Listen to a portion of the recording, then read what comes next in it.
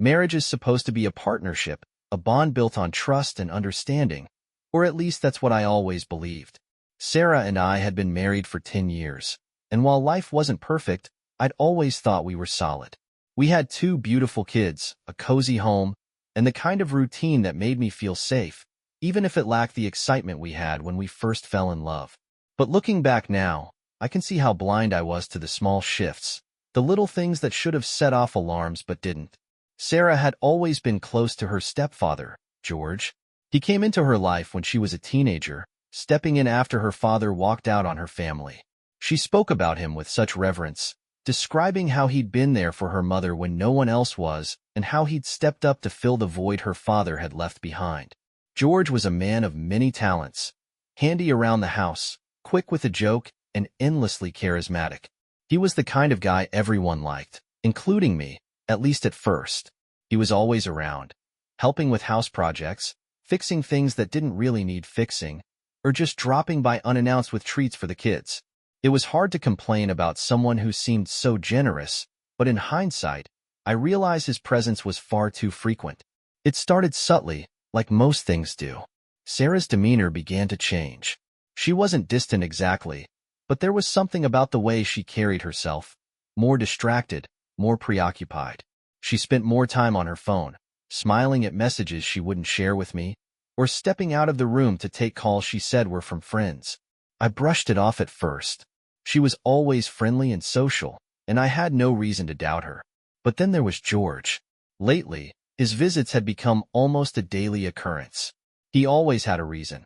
A faucet that needed fixing, a shelf that needed putting up, or groceries that he insisted on dropping off. He even offered to babysit the kids so Sarah and I could go out, though we rarely took him up on it. "He's just trying to help," Sarah would say whenever I mentioned how often he was around. I wanted to believe her. I really did. But there were moments I couldn't ignore, like the way her face lit up when he walked into the room, or the way they laughed together, their heads bent close like they shared some secret only they understood. One evening, as I sat in the living room scrolling through my phone, I overheard them in the kitchen. They were laughing about something, nothing unusual, but the tone of their laughter made me pause. It was intimate, easy, like the kind of laughter Sarah and I used to share when we first started dating. I strained to hear more, but their voices dropped to a whisper, and I couldn't make out the words. I told myself I was being paranoid. George was practically family, and Sarah had always been open about how much he meant to her. But the knot in my stomach wouldn't go away. It was the way they looked at each other, the way she seemed lighter, freer, whenever he was around. I couldn't shake the feeling that I was missing something, that there was more to their relationship than she was letting on. That night, as we lay in bed, I turned to her. "George has been over a lot lately," I said casually, watching her face for any flicker of guilt or discomfort. She didn't flinch. "He's just trying to help out," she said, her voice light. "You know how he is. He's always been like that." I nodded, forcing a smile. "Yeah, I guess you're right." But as I stared at the ceiling in the dark, the unease gnawed at me. I didn't have proof, didn't have a reason to confront her, but deep down, I knew something wasn't right. It was a few years ago when Sarah first told me about her childhood with George. We were lying in bed one night, talking about our pasts, something we didn't do often anymore. The kids were still young then, and our conversations revolved around their schedules, school events, and the occasional fleeting moment of romance that managed to slip through the cracks of parenthood. That night, though, she opened up in a way I wasn't expecting. "You know," she said, her voice soft in the dark, "I was really lucky to have George growing up. I don't know how my mom and I would have gotten through those years without him." I nodded, reaching over to hold her hand. "He seems like he really cares about you and your mom." "He does," she said, her voice almost wistful. "He always treated me like I was his own daughter. He'd take me to school, help me with my homework, even plan fun little games for us to play. He made me feel special, like I mattered." There was a note of something in her voice that I couldn't quite place. Fondness, maybe, or nostalgia. But there was also a hesitation, like she wasn't telling me everything. "What kind of games?" I asked lightly, not thinking much of it at the time. "Oh, just silly things," she said quickly, almost brushing it off. "Stuff to make me laugh." Like, he'd pretend to be my butler and call me princess, or have me dress up for tea parties. Things like that. She laughed softly, but it sounded forced, like she was trying to make it seem more innocent than it was. I remember feeling a flicker of unease then, but I pushed it aside. After all, she'd never given me a reason to doubt her. "That's sweet," I said, even as a strange discomfort settled in my chest. "It sounds like he really wanted to make you happy." "He did," she said, turning onto her side to face me. "But looking back, some of it was kind of weird, I guess. Not bad, just, I don't know. Sometimes I felt like he treated me more like a friend than a stepdaughter." "What do you mean?" I asked, propping myself up on one elbow. She hesitated, her brow furrowing. "I don't know. It's hard to explain. Like, he let me do things my mom wouldn't approve of, or he'd keep secrets with me. It made me feel grown up, I guess. Like I was special." Her words stuck with me, though I didn't press her further that night. At the time, I chalked it up to her overthinking her childhood memories, trying to make sense of things that probably didn't mean much. But now, years later, I couldn't stop replaying that conversation in my mind. George had always been charming, always gone out of his way to help us. But there were moments when his attention towards Sarah felt different. Not overt, not enough to raise alarms, but enough to make me notice. The way he'd touch her arm when they talked, his hand lingering just a second too long. The way his eyes would light up when she entered the room, like she was the only person who existed. And Sarah? She seemed oblivious to it. Or maybe she wasn't. Maybe she liked the attention. It wasn't until recently that the memories of her stories started to feel like pieces of a larger puzzle. I'd always dismissed her tales of childhood games as harmless fun, but now I wasn't so sure. The way she described them, the way her voice had wavered, it didn't sit right with me anymore. One afternoon, as I sat in the living room scrolling through my phone, I heard Sarah laughing in the kitchen. George was over again, his deep voice mingling with hers as they talked about something I couldn't make out. I leaned back in my chair, listening.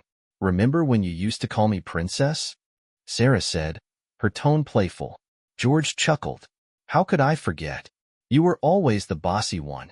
Their laughter sent a chill down my spine. It was just a memory, just a silly joke between them. But something about it felt wrong. I put my phone down and walked into the kitchen, forcing a smile as I leaned against the counter. "What's so funny?"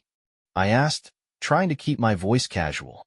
"Nothing," Sarah said quickly, glancing at George, "just reminiscing about old times." George grinned, his smile easy and confident. "Your wife was quite the princess back in the day," he said, "always telling me what to do." Sarah laughed again, but her laugh sounded different now.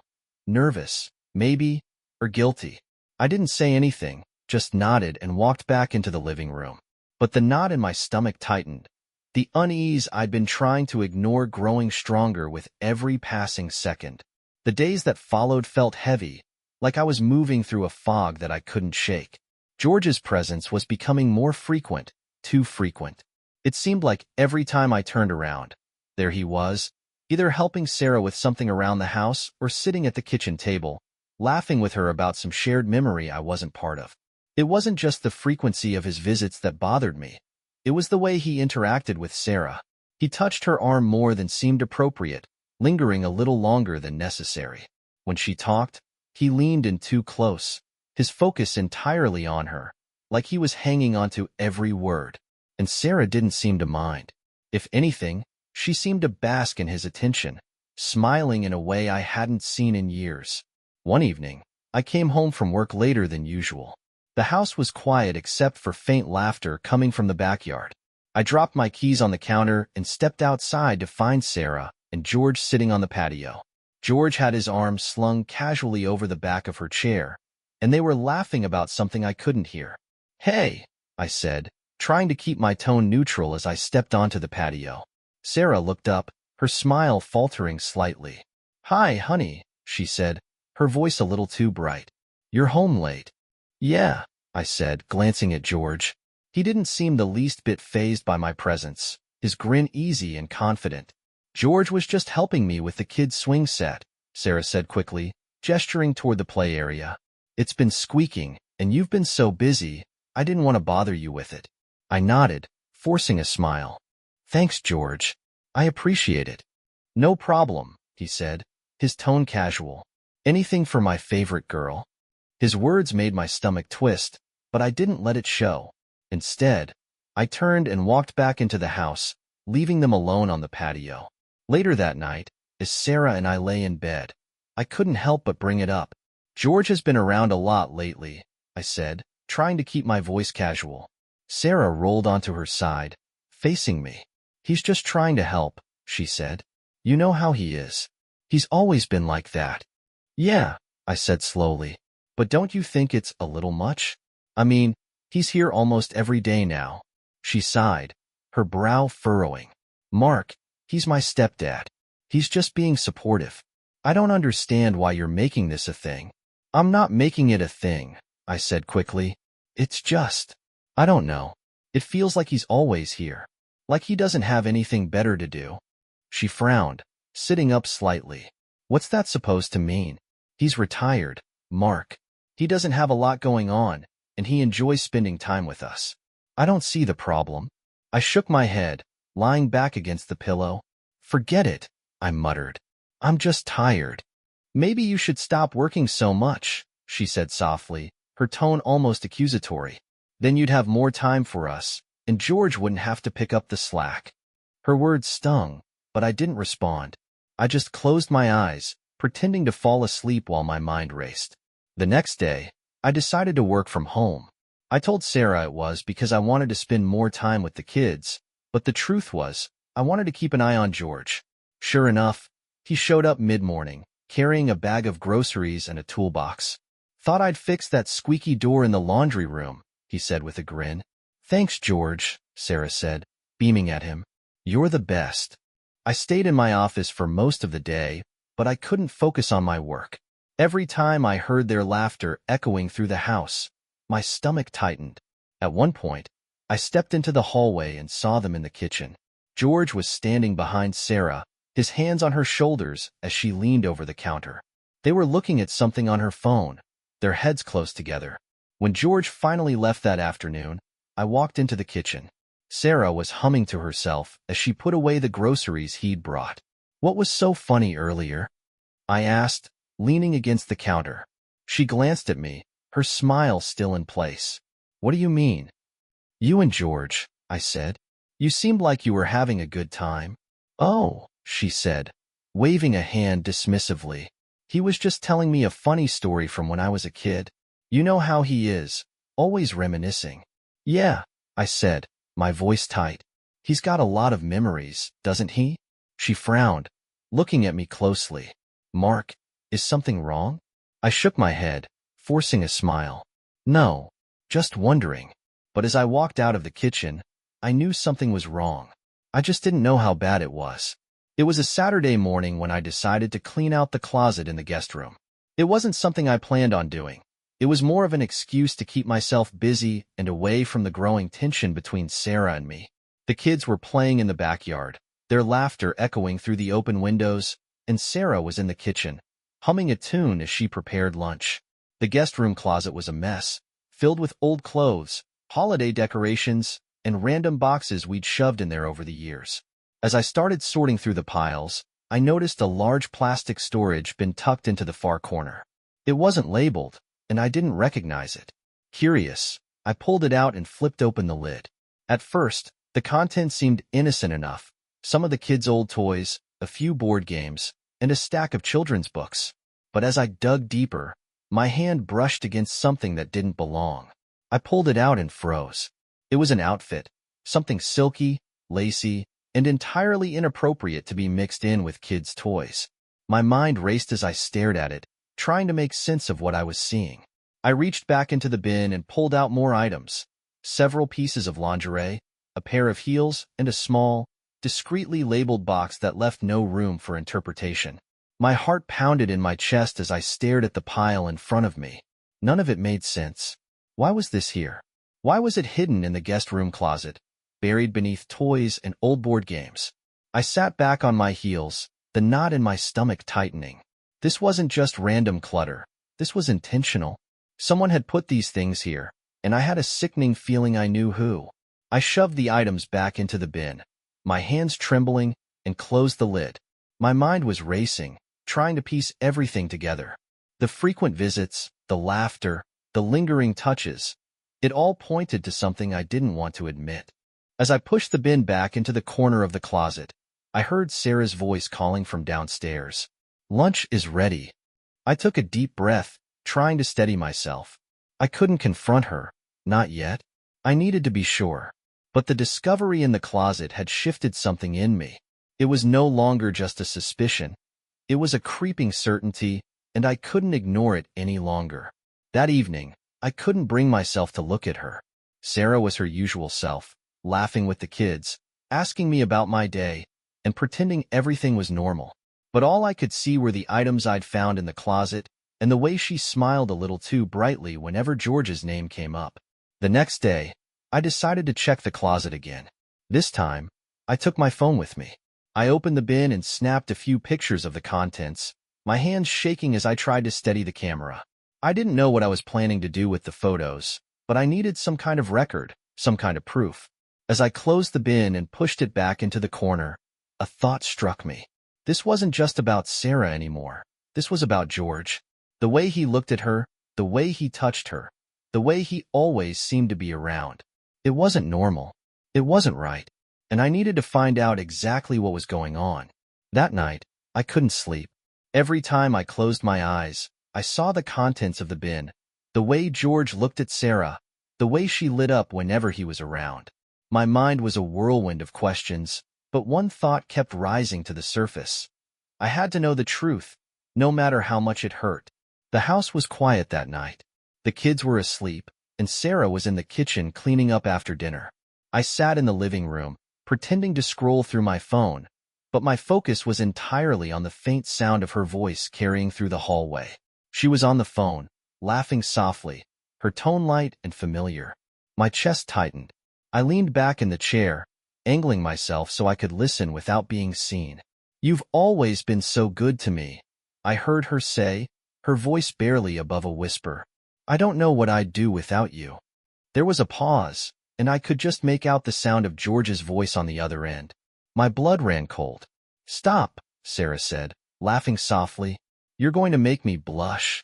I clenched my fists, my stomach twisting with a mix of anger and disbelief. She was flirting with him, right there in our home, while our kids were asleep upstairs. I wanted to march into the kitchen, rip the phone out of her hand, and demand an explanation. But instead, I stayed frozen, my mind racing. After she hung up, she walked into the living room, smiling like nothing was wrong. "You okay?" she asked, sitting down on the couch across from me. "Yeah," I said, forcing a smile. "Just tired." She nodded, stretching her legs out on the couch. "You've been so busy lately. Maybe we should plan a weekend away, just the two of us. George could watch the kids." My stomach churned at the mention of his name. "We'll see," I said, my voice tight. The next morning, I woke up early, determined to keep a closer eye on her. She mentioned she had errands to run, but something about the way she said it felt off. I decided to follow her. She left the house around 10 a.m., and I waited a few minutes before getting into my car and trailing her at a distance. She drove across town, pulling into a small coffee shop. I parked a block away, watching as she walked inside. A few minutes later, George's truck pulled into the lot. My heart sank as I watched him get out and head into the coffee shop. I couldn't believe it. She hadn't even tried to hide it. I debated going inside, confronting them right then and there, but something held me back. I needed more. More proof. More clarity. They sat by the window, laughing and talking like they didn't have a care in the world. I snapped a few pictures from my car, my hands shaking as I held the phone. They looked so comfortable together, so natural. After about an hour, they got up and left the coffee shop, walking to George's truck.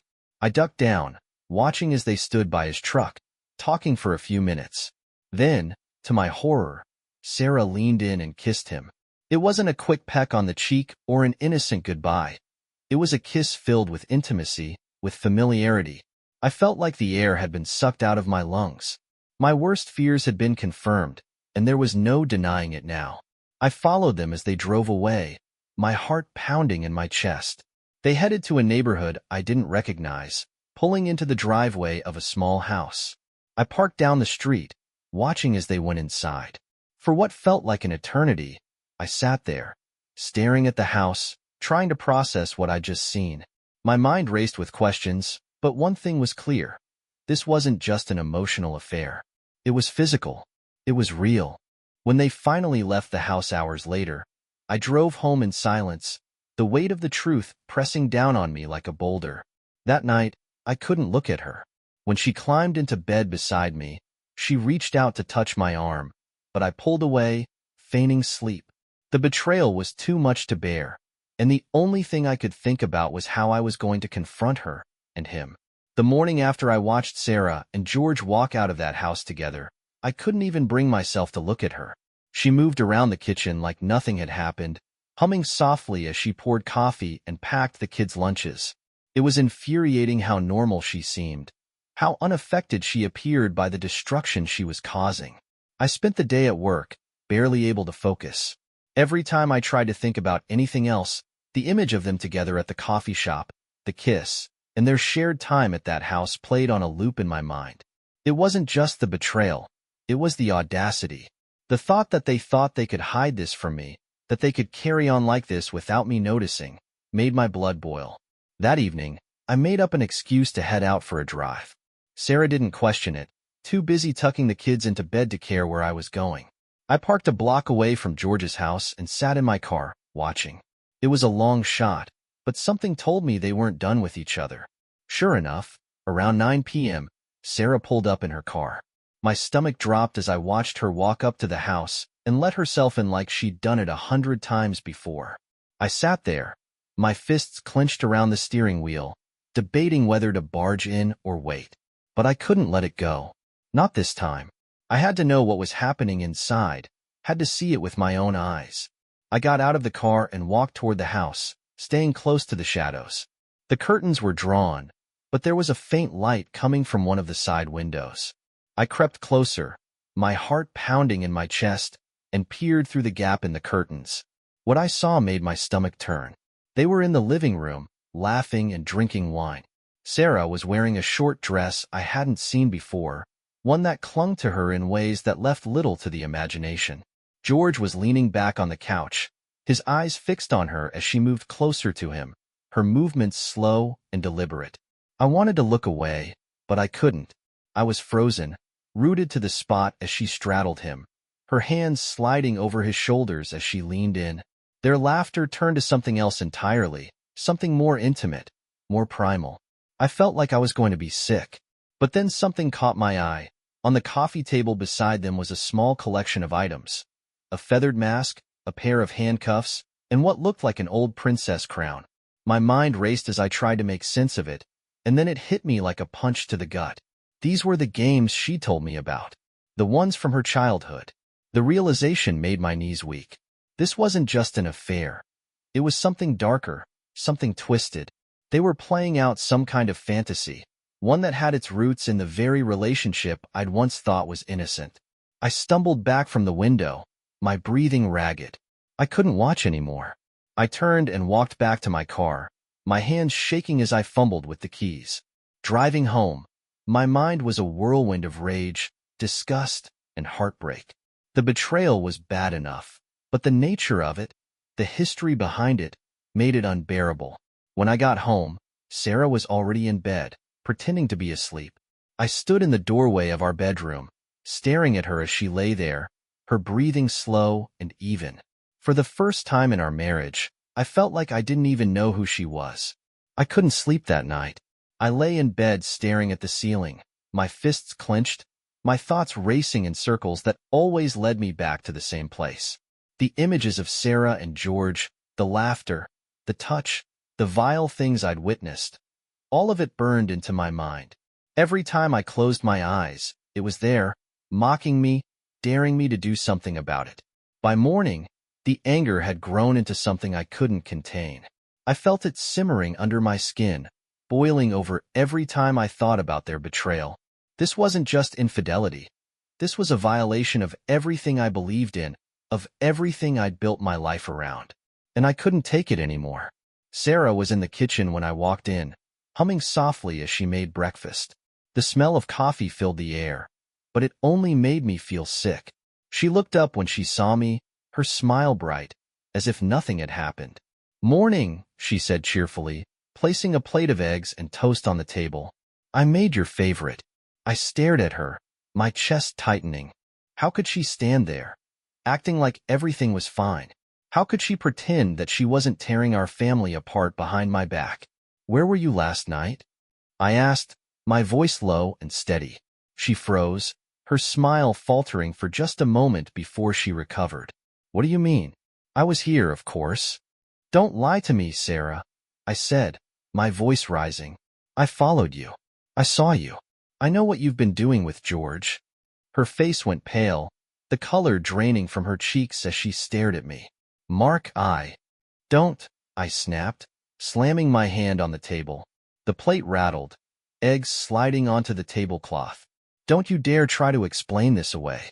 I saw you, Sarah. I saw everything." Tears welled up in her eyes, but I didn't care. I didn't care about her excuses, her tears, or her guilt. All I cared about was the truth, and the truth was unbearable. "Do you have any idea what you've done?" I shouted, pacing the kitchen as the rage bubbled to the surface. "You betrayed me. You betrayed our family. You betrayed everything we built together. And for what? For him?" "Mark, please," she said, her voice trembling. "Let me explain." "Explain what?" I yelled, turning to face her. "Explain how you've been sneaking around with your stepfather? Explain how you've been lying to me, to our kids." "There's nothing to explain, Sarah. I saw it with my own eyes." The doorbell rang, cutting through the tension like a knife. I froze, my chest heaving, as Sarah wiped her tears and moved toward the door. When she opened it, there he was, George, standing on the porch with his usual smug grin, holding a toolbox like nothing was out of the ordinary. "Morning," he said, stepping inside without waiting for an invitation. I couldn't take it anymore. The sight of him, so casual, so confident, was the last straw. "Get out," I said, my voice cold and sharp. George paused, raising an eyebrow. "What's your problem, Mark?" "My problem?" I said, my voice rising. "My problem is you. My problem is that you've been screwing my wife behind my back, and you have the nerve to show up here like nothing's happened." George laughed, shaking his head. "You've got it all wrong." I didn't let him finish.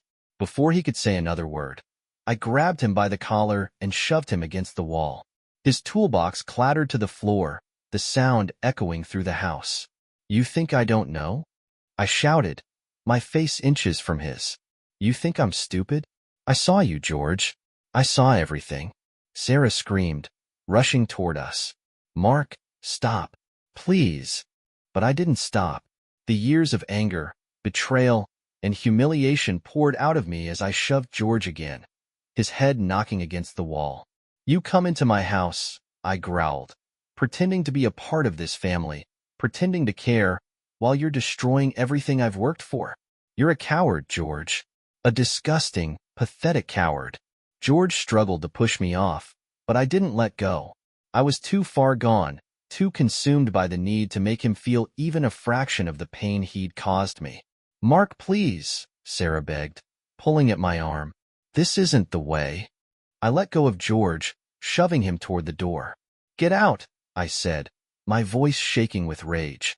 "Get out and don't ever come back." George straightened his shirt, glaring at me. "You're making a mistake," he said, his tone cold. "The only mistake I made was trusting you," I said. "Now get out before I do something I regret." He walked out without another word, slamming the door behind him. I turned to Sarah, who was standing in the kitchen, tears streaming down her face. "And you?" I said, my voice trembling. "You let him do this. You let him ruin us. How could you?" "Mark, I'm sorry," she sobbed. "I didn't mean for this to happen." "Save it," I snapped. "I don't want your apologies. I don't want your excuses. I want you to think about what you've done and how you're going to explain this to our kids." I stormed out of the kitchen, slamming the door to the guest room behind me.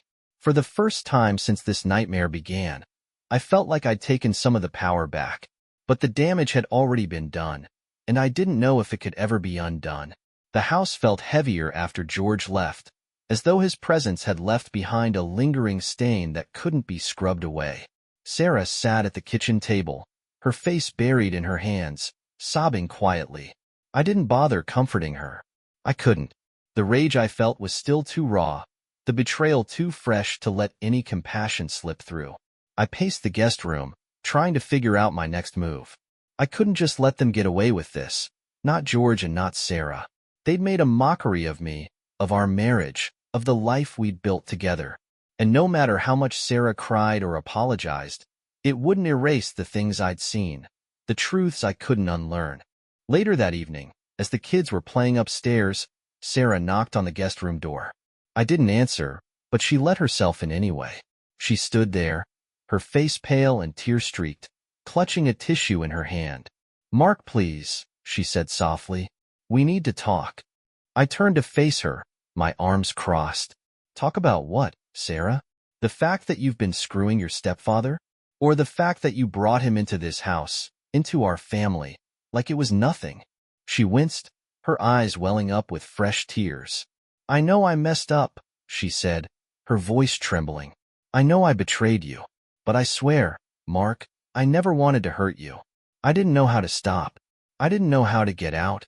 "Get out," I repeated, my voice dripping with disbelief. "You're acting like you're some kind of victim in this, Sarah. You made a choice. Over and over again. You chose him. Don't stand there and try to tell me you didn't have a choice." She looked down at the floor, her shoulders shaking. "You don't understand," she whispered. "Then help me understand," I snapped. "Because from where I'm standing, it looks like you've been lying to me for years. It looks like you've been using me as a cover for whatever twisted thing you have with George." Her head snapped up, and for the first time, I saw anger flash across her face. "Don't you dare act like this is all on me," she said, her voice rising. "You think I wanted this? You think I planned for this to happen? George has been in my life since I was a teenager. He's manipulated me, controlled me in ways you can't even imagine. I didn't know how to break free."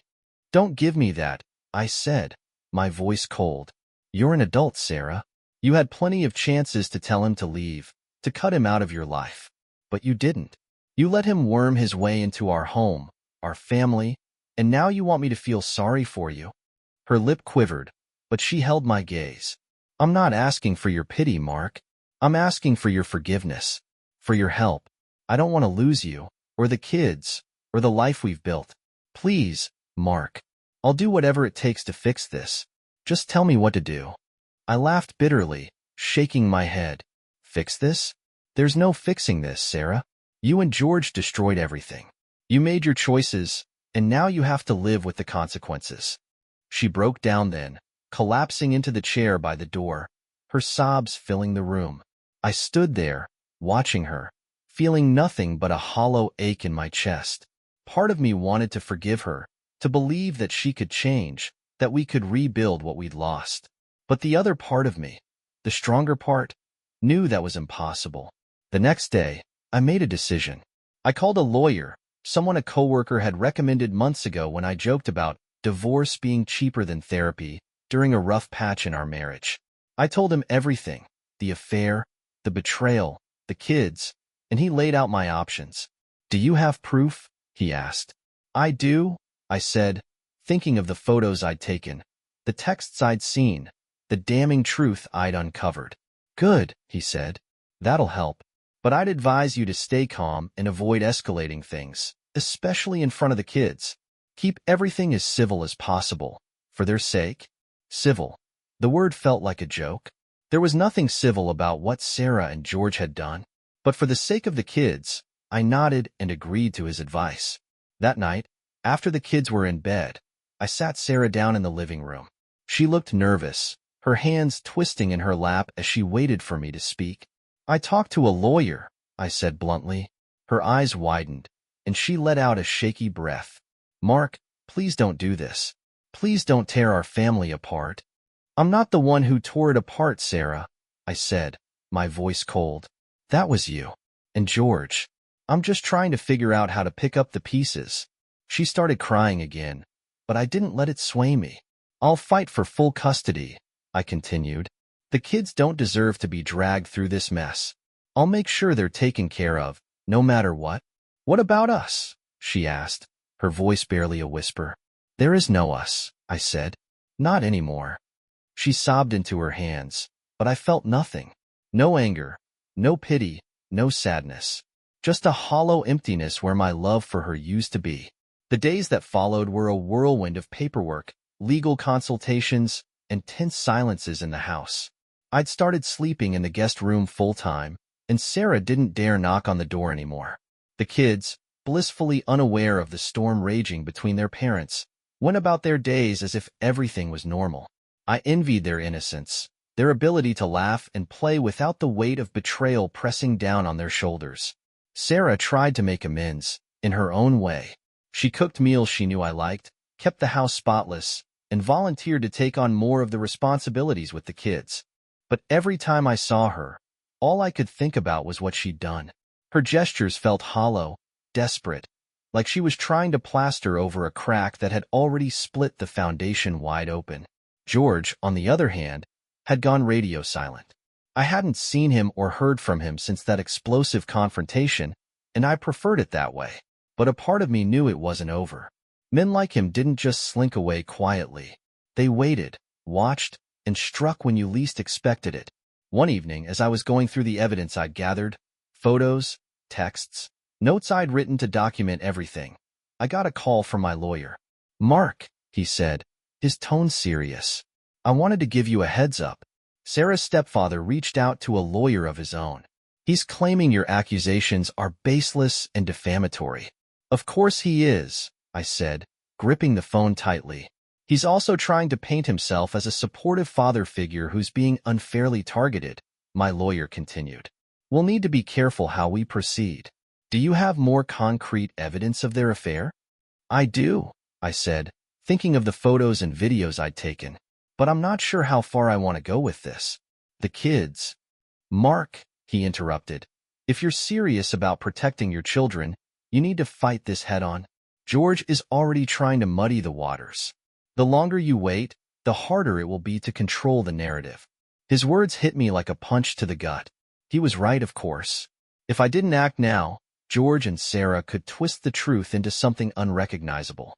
That night, I sat down with Sarah. She was in the living room, staring blankly at the TV, though I could tell she wasn't really watching it. "We need to talk," I said, my voice flat. She looked up at me, her eyes red and puffy. "What now?"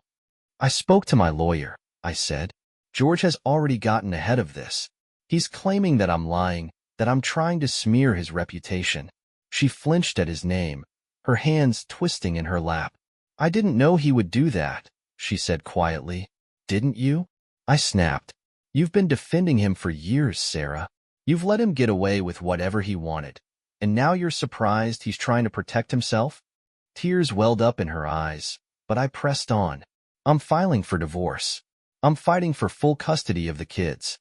And I'm making sure George can never come near this family again." Her breath hitched, and she shook her head. "Mark, please, don't do this. The kids need their mother. They need both of us. They need stability," I said coldly. "Something you clearly can't provide." She started crying again, but I didn't let it sway me. I'd made up my mind, and there was no going back. Over the next few days, I worked with my lawyer to build a solid case. The evidence I'd gathered was damning, and it painted a clear picture of what had been happening behind my back. But it wasn't just about the divorce anymore. I wanted justice. I wanted George to pay for what he'd done, not just to me, but to Sarah. He'd manipulated her, twisted her perception of right and wrong, and turned her into someone I didn't even recognize. The final straw came when I got a call from a friend who worked in law enforcement. "Mark," he said, his voice low, "I think you need to see this." He sent me a link to a forum where George's name had come up. There were posts from other women, detailing eerily similar experiences. How he'd wormed his way into their lives, gained their trust, and taken advantage of them. I stared at the screen, my blood boiling. This wasn't just about my family. George had been doing this for years, to countless women, and he'd gotten away with it every time. That night, I made a decision. I wasn't just going to protect my kids. I was going to make sure George couldn't hurt anyone else ever again. The moment I found out about George's history, everything fell into place. He wasn't just a manipulative man who had preyed on Sarah. He was a predator, someone who had likely been doing this for decades. The forum posts were filled with stories from women who described him as charming at first, only to reveal the twisted games he'd coerced them into playing, much like he had done with Sarah. I felt sick, but I also felt resolute. This wasn't just about me or my family anymore. This was about stopping him from ruining anyone else's life. The next morning, I went straight to the police station with the evidence. My friend in law enforcement had already put me in touch with someone who could help, someone who had the authority to start looking into George's past in an official capacity. I handed over the photos, the screenshots, and the forum posts, detailing everything I discovered. This isn't just about adultery, I told the officer. This man has been grooming and manipulating women for years. He needs to be stopped. The officer nodded, his face grim as he sifted through the evidence. We'll look into this, Mr. Turner. Thank you for bringing it to our attention. I left the station feeling a sense of relief, but it was tempered by the knowledge that the fight wasn't over. George still had his claws in my family, and until he was behind bars, I wouldn't feel safe. When I got home, Sarah was sitting on the couch, her face pale and drawn. She looked up as I walked in, her eyes filled with guilt and fear. "Where were you?" she asked softly. "At the police station," I said bluntly. Her eyes widened, and she stood up, her hands trembling. You didn't." "I did," I interrupted. "I gave them everything. The photos, the messages, the stories from other women. They're building a case against him, Sarah. It's over for him." She sank back onto the couch, burying her face in her hands. "Mark, you don't understand. If this goes public, if people find out, then maybe they'll finally see him for who he really is," I snapped. "And maybe they'll finally see the truth about you, too." She flinched at my words, but I didn't care. I was done protecting her from the consequences of her actions. Over the next few weeks, things moved quickly. The police launched an investigation into George, uncovering a trail of manipulation and abuse that stretched back decades. Women came forward with their stories, each one adding another layer to the case against him. Sarah was a wreck, oscillating between anger and despair as the reality of what was happening sank in. She tried to reach out to me, to explain herself, but I shut her down every time. I couldn't forgive her, not yet, and maybe not ever. The divorce proceedings were swift. With the evidence I'd gathered, the court granted me full custody of the kids. Sarah would still have visitation rights, but only under strict conditions. I made it clear that George was never to come near them again. The day George was arrested was the first time I felt like I could breathe again. I watched the news coverage, the cameras capturing his smug expression as he was led out of his house in handcuffs. It didn't erase the damage he'd done, but it was a start. As for Sarah, she moved out of the house shortly after the divorce was finalized. I didn't ask where she was going, and I didn't care. My focus was on the kids, on rebuilding the life George and Sarah had nearly destroyed. Months passed, and slowly, things began to feel normal again. The kids adjusted to their new routine, and I threw myself into being the best father I could be. There were still moments of pain, moments where the memories of what I'd lost threatened to overwhelm me. But those moments grew fewer and farther between. One evening, as I tucked the kids into bed, my daughter looked up at me and said, "Daddy, are we going to be okay?"